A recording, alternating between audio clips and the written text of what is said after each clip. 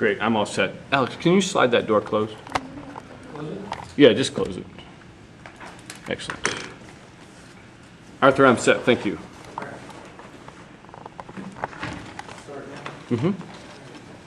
Just for a second, can you all close your eyes?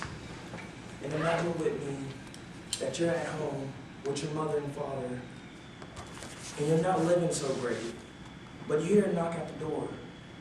Your mother answers the door, and there's a man in a suit saying that we're here to take your kids away, or take your kid away. You listen in on the conversation that the man and your mother is having. Next thing you know, your mother tells you, I'm about to get your bags back, you have to leave. You don't know why. All you know is you want to stay, and you're asking your parents, why do I have to go? Why do I have to go? But you have to. The man grabs your bags, puts you in the car, and you're off, looking out the back window, waving to your mom, while your mom is crying. Then you end up at a place that you don't know. Open your eyes. This has happened to several youth in the foster care system. Today, I will be talking to you about having kids in foster care. My name is Arthur Miller. I'm an emancipated foster child from the foster care system. So that is my credibility. First, I will tell you about visualizing a problem, testimonies, stories that I've heard from other foster children, solutions to a problem, and how you can help.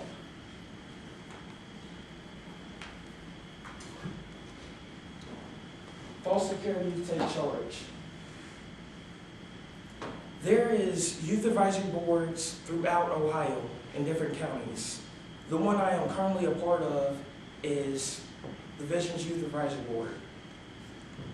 We're currently working on things such as not being able to have a license up until we're 18 because we're government kids. We have to be protected, overprotected.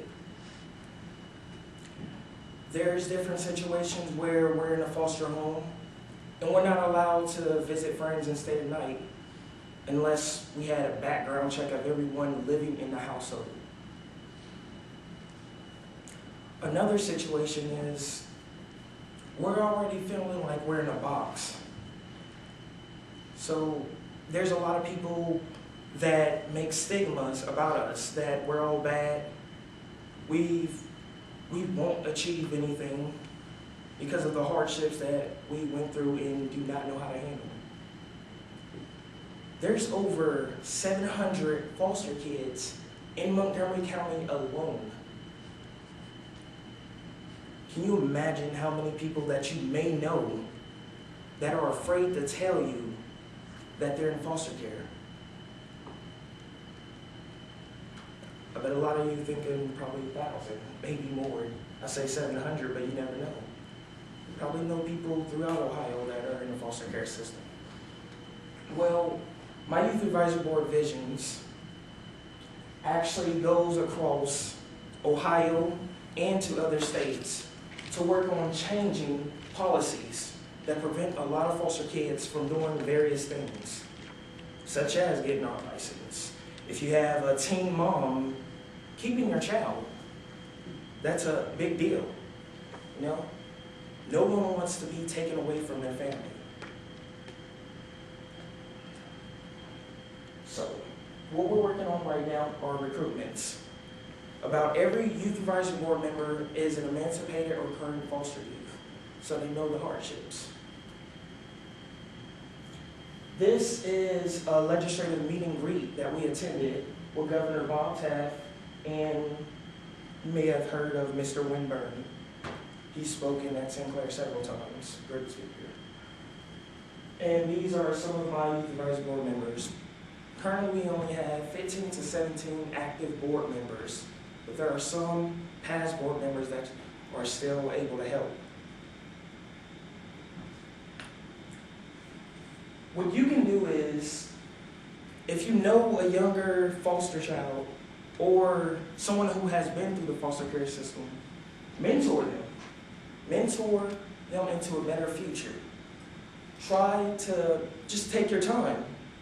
It's not a matter of money. Just take your time to try to understand them. You know, just listen and give your advice. It's not too hard to do. I know several of you have given advice to your friends. So this is the easiest thing we can do. This is our former vice president with 2 kids that he helps, his niece and nephew. And he mentors them. He didn't want them to enter the foster care system, so he decided to take care of them. So,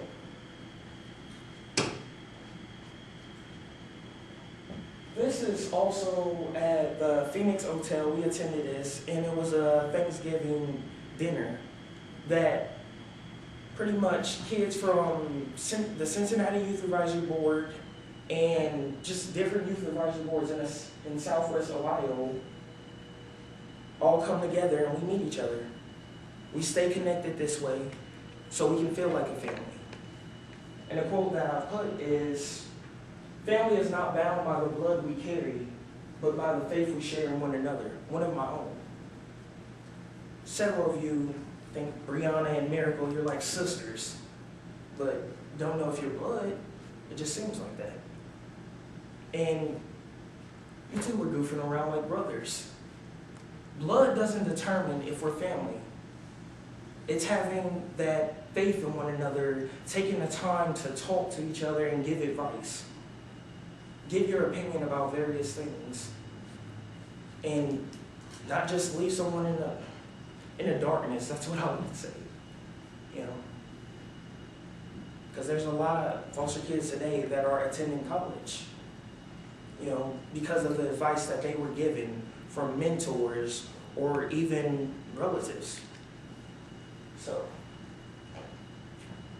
I'd like to thank you for listening, and I will be more than willing to give you more advice on this information if you just ask.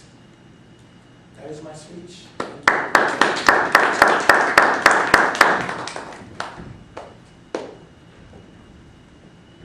Soup works, doesn't it?